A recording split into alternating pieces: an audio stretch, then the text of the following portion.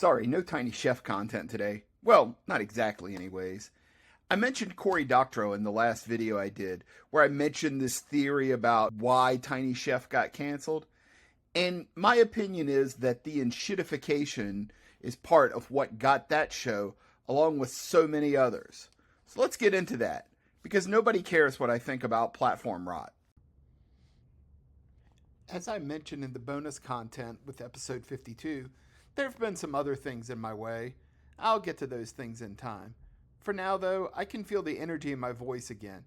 Man, that's what it's all about for me. Alright, so let's talk enshittification. I first heard about enshittification towards the end of the official part of the pandemic.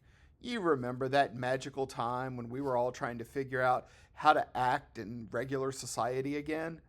That was right in the middle of this mental awakening I was going through, and all the talk of big platform rot just really hit right. For starters, it feels like the logical extension of something that we called feature cram back when I worked in software retail. Vendors just keep adding stuff to their products until the original point of the product is completely lost. While each new feature is seen as a value to the customer, the underlying product is decaying. Instead of focusing on the customers, the focus instead shifts to maximizing shareholder value. I have a whole separate thing on shareholder value and customer focus versus investor focus. Not today, though. Personally, I think there's enshittification in a lot of places. For today, though, I'm going to focus on a category I'll call broadcast entertainment. I'll define that category to include entertainment content in all of its various forms and broadcast methods. Traditional episodic TV shows, podcasts, machinist videos from husband and wife teams in Australia, people with autism and Down syndrome just enjoying their lives, fake hacker podcast interviews, real hacker podcast interviews, and yeah, little green chefs. So how does enshittification affect all of this? But the problem seems to come from finding more ways for the people in charge to make money. You remember maximizing shareholder value? If you control the distribution, you control the market after all. And it's not more money for the creators, mind you, but for the people controlling what content gets to us, the audience. What content do they deem worthy of a wider audience to consume it? It used to be really simple, right? There were only like 3 or 4 major media television companies controlling what we consumed, and a similarly small number of print media companies controlling the information we read. Then cable took off, and we had numerous channels. This gave platforms a broader way to reach different market segments. You had your nerd channels, your kid channels, your drama channels, your comedy channels. Hell, they had at least one computer channel. I mean, someone really thought content exclusively focused on consumer software and electronics could sustain a 24-hour viewing cycle. I mean, preposterous. Then YouTube and platforms like it came along, which gave folks a place to experiment, to try new things. YouTube even spawned competitive platforms which offered places for traditionally formatted content designed around things like ad breaks as a way for creators to reach viewers. Now, I've never done or even tried anything like pitching an idea of mine to someone that involved the product of my creative work. My only creative channel, strange as it may sound, has been technology in some form or fashion. One of the things I hope to establish with this podcast, or whatever you call it, is where my creative focus lies. I think about weird stuff like this a lot more than you'd think. Sorry, ladies, someone locked all this down years ago. As I've dug into this particular forum, putting these ideas of mine out for the world, all the while knowing that without the interactions, the things that will steer the algorithm to my content, I'm just a blip.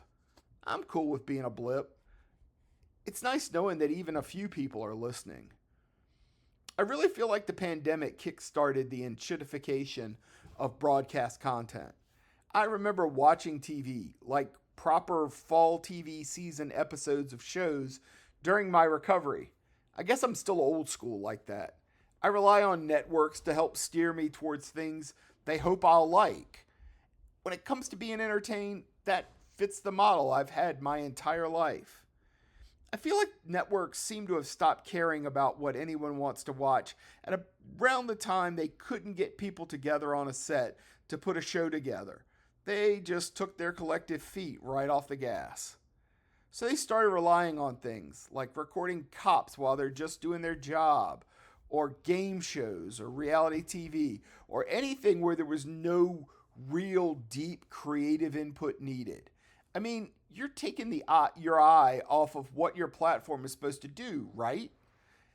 Look, I know that creative shit's expensive. And how are you supposed to continuously find concepts that appeal to ever more divergent audiences? I'll throw a link to an article I read just recently about the sorry state of broadcast media. Huge mega corporations like Warner Brothers Discovery, Disney, and Paramount are all foundering, and networks are planning spin-offs. My guess is that in the race to add shareholder value, companies are looking at these properties as nothing more than vast libraries of content. The fact people are looking for new content will get lost in the messaging somehow. They'll find a way to sell off all these assets and restructure the network completely out of existence. I mean, if you look at the link for the Samsung TV guide, it has a ton of curated libraries of shows with some very recognizable names. I mean, why keep Motor Trend around when all that content is available through Samsung, right? I'm a bit of a car guy, and that one hits close for me. That's a different episode, though. It's not an easy problem, finding all this original content that's widely relatable, all in the hopes of holding an audience somehow. Maybe we don't have the AI create the show so much as at least pitch new ideas based on trends. I mean, I know that's possible now. I built an in-home prototype of the great-grandfather of something like this back in the 90s. Seriously, that's another episode though. Some platforms like Apple and Amazon find some intermittent success with their original content. These platforms strike deals with creators, and in return, they own and control the content wholly. You're not going to get any DVD collections at the end of these shows, and if the network doesn't want to air it again, you are out of luck. Social platforms like YouTube rely on the algorithm to attract viewers and find audiences. Hulu, and to a different extent Paramount and Peacock, actually create some compelling new content specifically for their audiences, but you're locked into a financial obligation with the parent company of a media conglomerate if you want to catch the new season of that must-see program that's out there. Out of curiosity, I just looked at this year's list of Emmy nominees, and there's some interesting things in there and not in there. Venerable shows with broad, loyal audiences weren't even put up for consideration. I mean, I always thought winning an Emmy is some form of organic validation within the industry, but it doesn't seem like anyone's trying. I wonder if a big part of it all is the risks that are involved. I mean, you don't want the wrong people mad at you, least of all advertisers or shareholders. Viewers are secondary in all of this, after all. But is it 100% financially motivated, though? I feel like there's a fix, though it's not going to be easy. It's going to involve changing some things.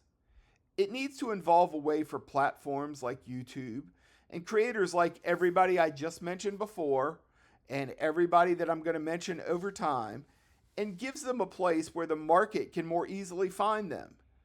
And that's where maybe I feel like there's some enshittification on YouTube's part. Like, how come the algorithms are still as singularly focused as they are? Seriously. How come they don't look at a broader range of factors in determining what content I may or may not like? I mean, they know there's another person in my house and her tastes never align with mine. These platforms know she's 50% at least of the viewing audience on a television at any given time. How's anybody supposed to know what's going to appeal to both her and I? There needs to be communication and cooperation for these platforms to survive. It's difficult, but it's not impossible. There are moments where my wife and I have found these shows where there was something we could both relate to. It's rare, and we'll never see another Breaking Bad or even another Superstore. I hate to see the end of shows like this. The last thing I wanted to talk about is what our attention spans are like now. I can only speak for myself, and I can tell you that I don't have the same gear that I used to have for sitting down and working through 42 or even 21 minutes of what has traditionally passed for televised content. I had it before the pandemic, and it just seems to have left me. I either need shorter form things or longer continuous things to capture my attention. And we've strayed from that.